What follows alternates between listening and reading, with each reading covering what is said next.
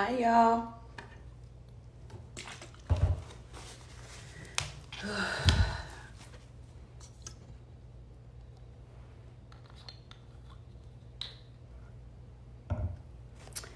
Good afternoon.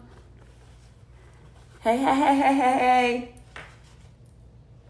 What's up, good people, good people, good people? How y'all doing? Woo! Another week. Lord gonna bring us through. I know y'all just as tired as I am of this lockdown, but God's gonna bring us through. I feel pretty good in my spirit today. Hey, Denise. Hey, Stephonia, Bishop. My morning's great. Thank you, thank you, thank you. Leslie, y'all know what to do. I know I'm a few minutes late. You know how the time get by. You start doing something else and then the time slips away.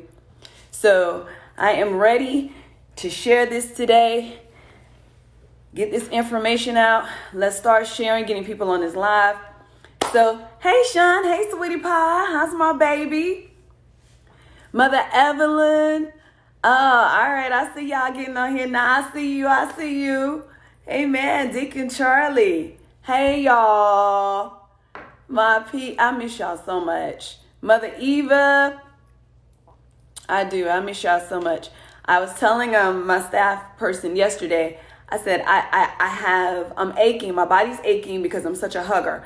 And I love to just hug and love on people. So me not having the ability to do that is really messing with my head. It really is. Am I the only one? Because I wanted to hug my mom so bad on my birthday and I couldn't, y'all. And it was my body's aching. My little spirit is really, really aching.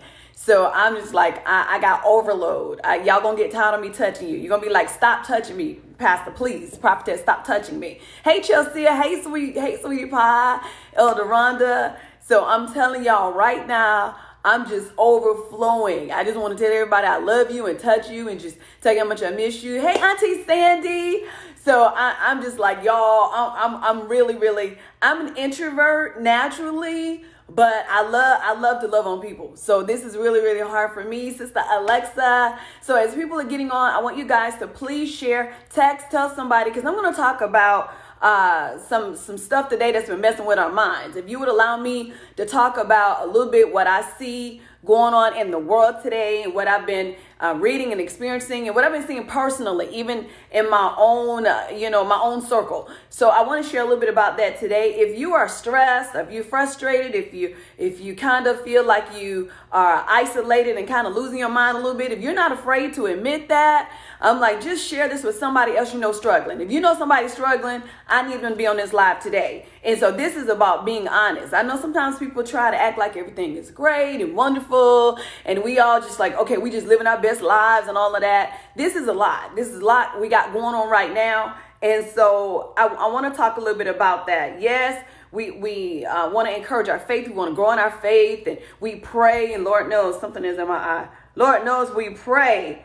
And I pray all the time, but I tell you, it's a constant battle. And I know it's just not me, but it's a constant battle how the enemy tries to infuse your mind, mess with your mind and cause fear to come in and uncertainty. It's not even big. He doesn't come at you like real big, but it's the little things, little nitpicky things. Hey, Ebony. Hey, Pastor Tiff. So let's continue to share. Let's get the numbers up just a little bit so that we can really just have an impact. I appreciate you guys sharing these lives. And some of the stuff I'm going to talk about today is going to be a connection with what Bishop has been teaching. So if you've been on Tuesday, Bishop has been doing a phenomenal job with Transformation Tuesday. So he's been talking about a little bit of pressure. I'm going to come back with that pressure thing today. So we're going to deal with that. So for all of you that sent me happy birthdays, can I do that first?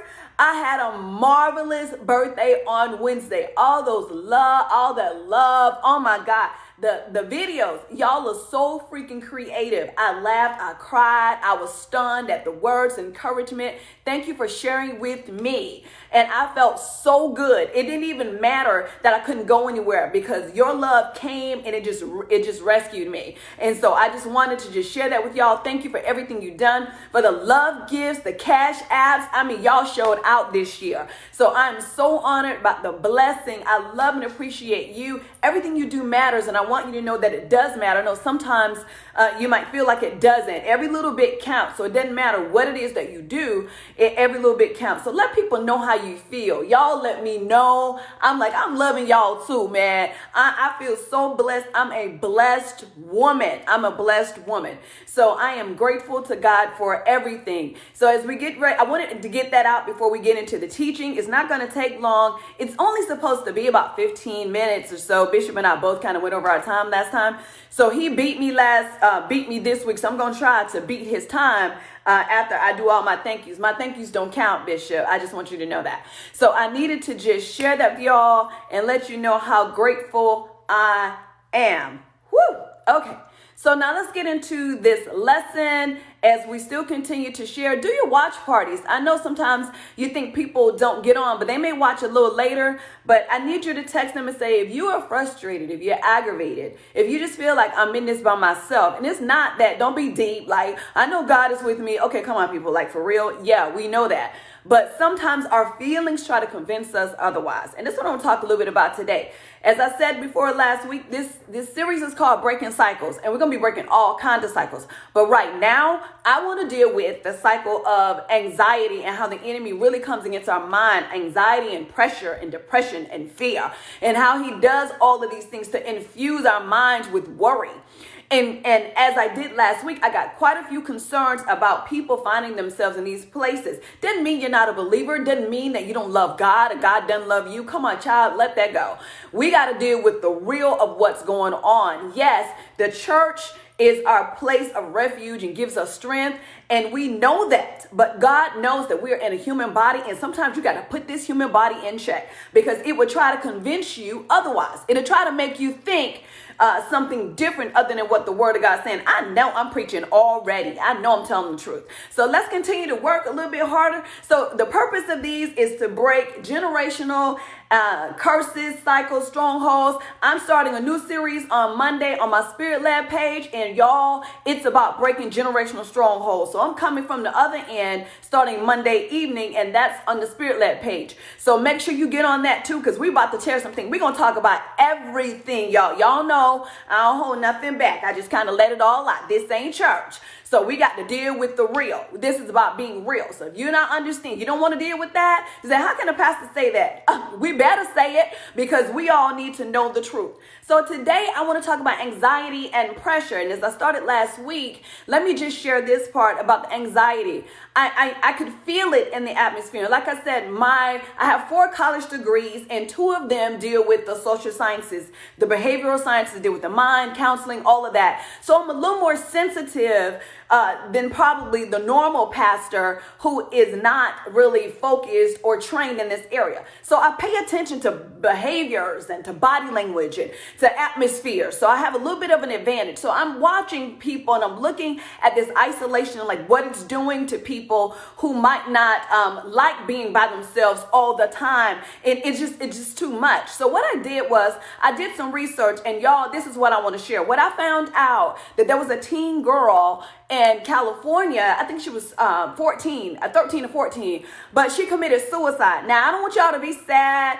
and like, oh my God, this live isn't going to be about that, but this live is going to be about the reality of what's going on. But this baby committed suicide because of the coronavirus isolation thing was too much for her. Nobody saw it coming. You can look it up. Nobody saw it coming. So I'm saying this to you guys to pay attention.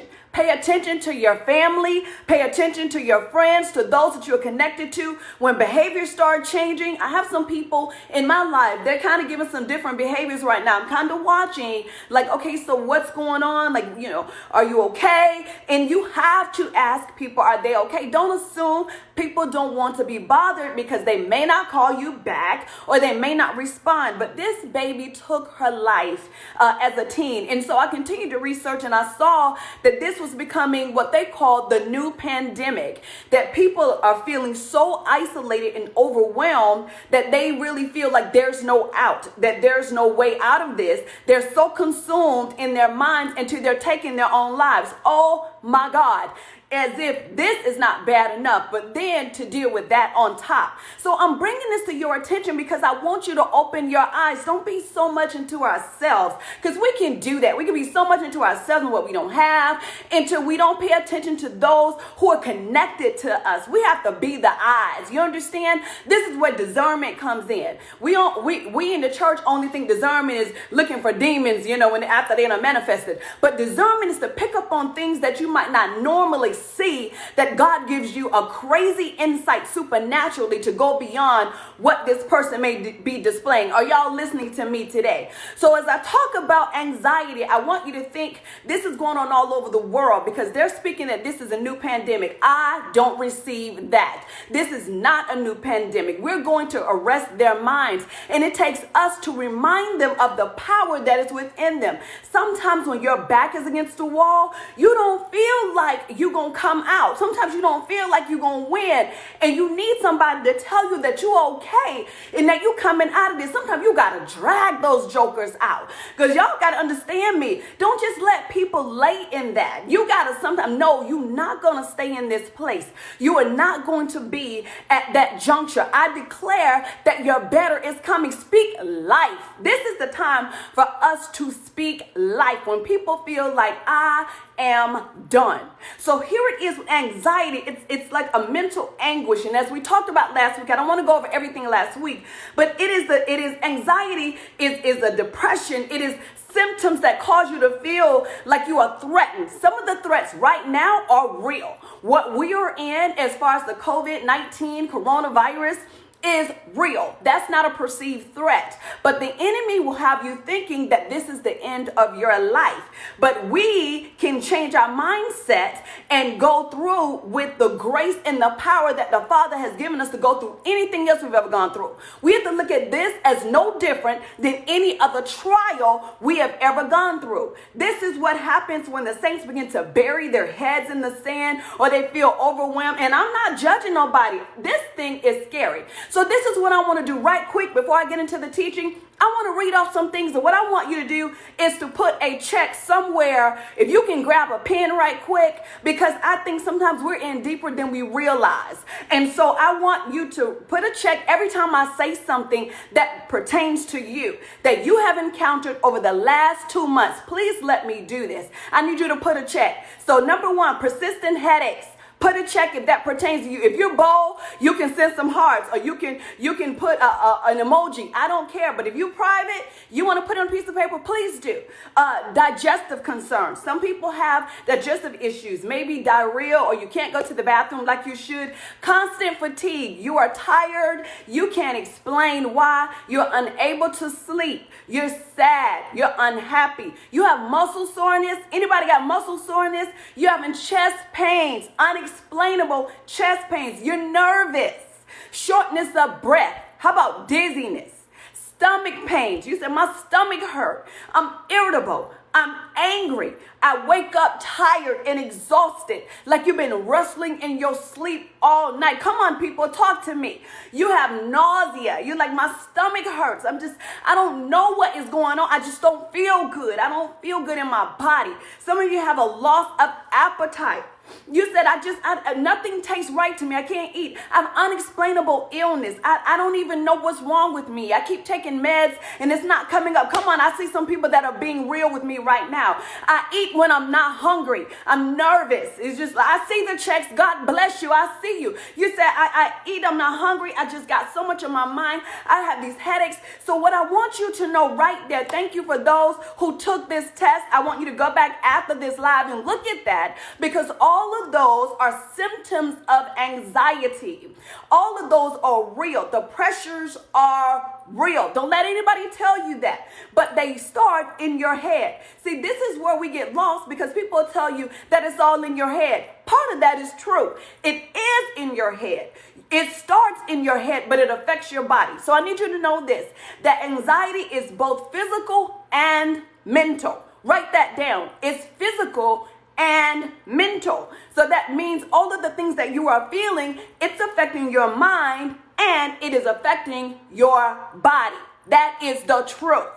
Philippians 4:6. The scripture for this series says, do not be anxious about anything, but in everything, by prayer and petition, with thanksgiving, present your requests to God. Now, I've heard this passage all of my life, and it definitely sounds easier than it really is to do. If the Bible says it, then it tells you that there is a constant battle with anxiety trying to infuse your life, tries to infuse your mind. I need you to write this down. Anxiety is a bully.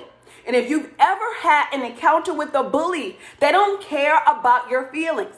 They don't care if you cry. They don't care that they're bigger than you and the fear is unfight. Anxiety is a bully. It will consume you. It will take over your life. It will take over your job, your family. Anxiety, if it has its way, it will cancel the love that you have, not only for yourself, but for other people. These are the moments where you have to decide, what am I going to do? Where's the fight? In your mind. Your mind is the battleground. And I need you to understand that, because sometimes we're in a constant state of worry. Like right now, every day, it is something different that is going on. They don't know. First they tell you no mask. Now they say mask. You can't even go in the store without it. Now they're telling you to exercise with the mask. I thought they said it wasn't airborne. They don't know. So what anxiety does, it tells you that this thing is going to take you out. It says you're not going to make it out of this. This is going to be the end of you. And it'll put you in a state of desperation. But what I want to say to you today, how you see it determines how it will affect you. I need you to write that down. How you see it really does determine how it will affect you. Now listen, the title for today is The Great Escape. And I called it that because you need to escape in your mind. Why? Because you are imprisoned in your mind. You will already have pronounced a death sentence over yourself in your mind. If you think this is your end, your body will start to respond like this is the end for you. Are y'all listening to me right now? Your body will adjust to what your head thinks.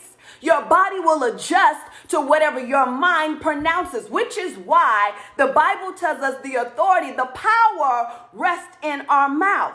So when we begin to speak differently, our mind begins to hear and respond differently. Even in situations like this, it's not that you're just being optimistic and it's fake. It is real. It will shape your world. Unregulated. I'm telling you, if you get in a position where you don't handle the anxiety, which shows up in the form of pressure. I'm about to switch because I wanted to tell you how anxiety starts out, and it starts out with pressure. Right now where we are, this is a lot of pressure. This is crazy. And I know it's not just pressure for a little while. You could probably handle it for a little while. But if you have a rubber band and you put too much tension, after a while, it's going to pop. So the enemy is really banking on you being unable to handle the pressure. So he keeps drilling in your mind, telling you this, you will not escape this. This is your end. This is going to take you out. It's going to take your family out. It's going to take your business. Some of you have worked so hard for your business, finally got on top, and here comes this foolishness. This is where he starts infusing this in your mind, telling you that you will not make it out. I came to decree that you will. Pressure must be regulated. Unregulated pressure makes you impulsive. When you're impulsive, you make poor decisions. I'm slowing this down because I need you to understand this. Continue to share. Pressure makes you impulsive and it makes you desperate, and you make decisions that have nothing to do with your future, have nothing to do with your promise. It has nothing to do with the plan that God has of you. You got to see it differently. Yes, we're all in this together. Nobody is exempt from this right now. But I promise you, there are some tools that God uses to help build us. And one of them is what? Pressure. I know you don't believe it. You're saying, no, God did not allow this. Yes, he does. He does allow it. And I'm going to show you that sometimes the worst situations are the best tools for our evolution. There are 3 areas, because my time is wrapping up. There are 3 areas that God uses. And I'm only going to deal with one today, and I'll deal with the next 2 the next couple of weeks. But they are pressures, they are problems, and they are people. They all show up in the form of anxiety, but it depends on how you see it, because God uses pressures, problems, and people to show us how to grow and to be built. But it depends on how we see it and how we take it. Are y'all with me today? So God allows pressures to come because pressure always brings out the best of us or the worst. It's a choice. Pressure can bring out the best or it can bring out the worst. How you see it, how your mind conceives it, determines which one will happen to you. The same with problems. So I'm going to go a little further because I just want to talk about pressure a little bit. There are 4 things I want to give you about pressure. First of all, it makes you focus on what's really important. I need you to write that down. Pressure makes you focus on what's really important. It cuts both ways. It can work for us or it can work against us. What did I say? Pressure cuts both ways. It can work for us or it can work against us. Psalms 119:71 says, "It was good for me that I have been afflicted, that I might learn your statutes." If you don't understand that context, let me give it to you in NLT. My suffering was good for me, for it taught me to pay attention to your decrees. Now, I don't want you to misunderstand what I'm saying here, but pressure and trouble has a way of making us wake up and pay attention to what God said about us. This is the time that we must remind ourselves that we are more than conquerors. So you don't need that when you're already winning. And when you're already on top, you don't need somebody pronouncing I'm more than a conqueror. Tell me that when I'm at the bottom. Tell me when I feel like I am drowning. Pronounce that word over me and allow me to be reminded that I am already more than a conqueror. Those are the times. This is the time when the heat is turned all the way up that we realize that God can make this thing work to our advantage. He wants to be with you in the pressure. What most of us try to do is get through it first and then seek God out. He says, seek me now while you are in it. He wants to go through it with you. He's not waiting for you on the other side to tell you to come on through. He said, let me walk through you. He is eager to be with you in the midst. Call upon him while he is not. George Mueller said this, and I thought it was so profound. He said, the beginning of anxiety is the end of faith, and the beginning of true faith is the end of anxiety. I thought that was so profound. So what he's saying is the opposite. Wherever anxiety shows up, you have to activate your faith. How does your faith become activated? You got to remember what God said. You got to remember the word. You got to remember the authority that you have, even in this.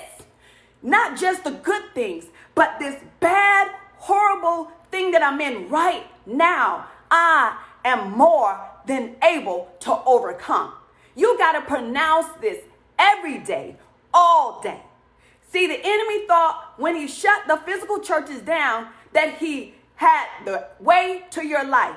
This is your time to prove him wrong. This is your time to show him that you weren't just sitting in a physical building, but that the power of God was resonating through your life. Every word that you receive, it is time for it to be activated, because that is where your faith comes alive. My God, that is where your faith is time to wake up and to shift some things in your life. Second, pressure presents a choice, and I'm about done. Pressure gives you a choice. Am I going to die in this? Or is this going to be the miracle to win somebody else to God? Will I be God's example at this point? I'm not going to lay down. I'm that person. I don't care if a whole bus jump me. I'm going to keep swinging, because somebody's going to feel the blows. I might not beat everybody, but I'm going to beat somebody. That's the mind we have to have at this juncture. Pressure gives you a choice. What are you going to do with it? Pressure makes you remember, number 3, or it makes you forget. It makes you remember what you're made of. It makes you remember the power that's in you. It makes you remember the authority of your Father, or it makes you forget the power of his death and resurrection to give authority to you. Pressure will make you remember, or pressure will make you forget. Number 4, pressure will make you persevere, or pressure will make you passive. The choice is yours. It will make you pursue, persevere, push through, push harder, push harder, push harder. Pressure will make you push to your promise.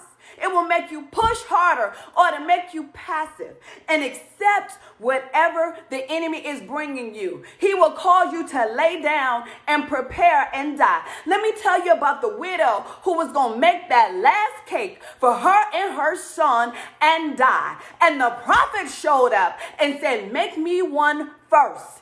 Can you imagine down to the very end? And you say, if I perish, let me perish. So you got to make up your mind that I ain't going to be passive in this. I ain't laying down in this. I'm going to persevere. I'm going to be strong, because God made me more than a conqueror.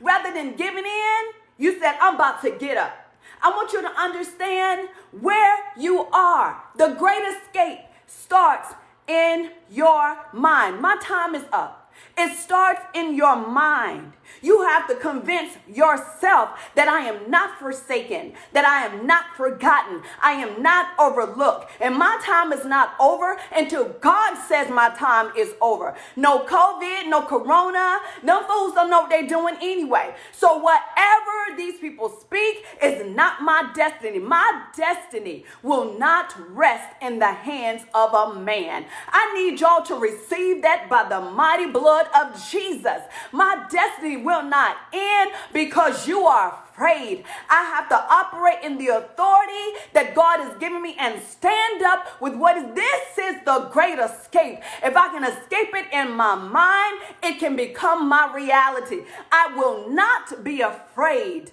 I want you to understand that. I will not be afraid. There's a shift that's taking place right now. I will not give up. I am not forsaken.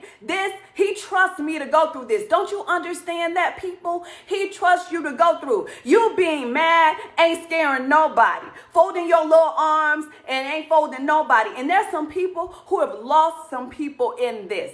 They have literally lost. I talked to my bishop yesterday. There's some people they lost in their church. There's some people he lost in his family. But I tell you, the power in his voice and to continue for God just really touched my heart. And I said, it's not that we are not sad, because yes, we are sad, but we must carry on, and we do not sorrow as the world sorrows. This is the great escape. It's not that I don't care. I do care, but I gotta escape this thing in my mind, because if I don't, it will consume me. It would have me worried, messing with my sleep, skin breaking out, hair falling out, all of these things because of what's going on internally. This is your time to stand up and allow God to demonstrate who he is through you. Let us pray, because I got to get off of this thing. I'm already over my time. Father, I thank you in the mighty, powerful name of Jesus that we are already overcomers.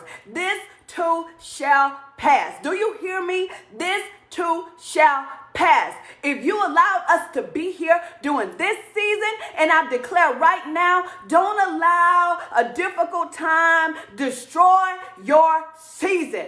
I declare it now in the name of Jesus that good things are coming forth, God, that in the end the story will be told that you are with us. We thank you for the power and the authority to stand up when we feel so low. Thank you, God, for lifting us in a dark time. God, for allowing our voices to be raised to let the people know that you are still in control. Beside you, there is none other. We thank you for the authority, Father. We thank you for rising up in us now. There's a shifting that's taking place in our households right now. We thank you for the grace and the mercy that we are more than overcomers, God. We thank you for the power, God. We thank you right now for the anointing to be the difference makers. You didn't give us anointing to fall out. You didn't give us anointing to speak in tongues. You gave us an anointing to be the difference. And right now, this is our time to allow you to show up in us and to show up strong. Thank you for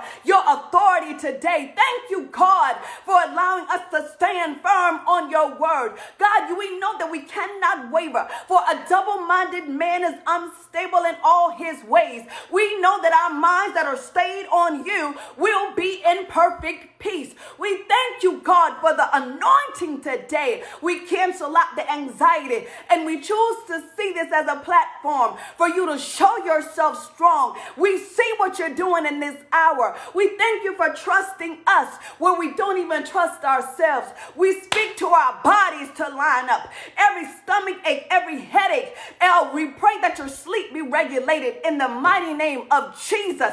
We pray where you are consumed in worry, that it be canceled out in the mighty name of Jesus. Your blood will prevail. Your blood still works, and we call on it now in the name of Jesus. God, thank you for trusting a generation. We call forth the now warriors, the network of warriors, that they will stand and say, I will not quit. I will not give in. I will not give up. I thank you, God, for what you're doing in me. I thank you for stirring the families. I thank you for stirring the pastors, for the freshness that's coming even with the pastors. I thank you for stirring the ministers and for stirring the believers, God, like never before. I thank you, God, for giving us a renewed hope, for a brand new strength. I thank you for breathing new life into them right now, for every idea, creativity, for us raising up as a generation that you are God, and beside you there is none other. We celebrate you, God. We celebrate you, for you alone are worthy to be praised. In Jesus' mighty name, amen. Amen. Woo! I didn't mean to go there today, but I feel the power of God.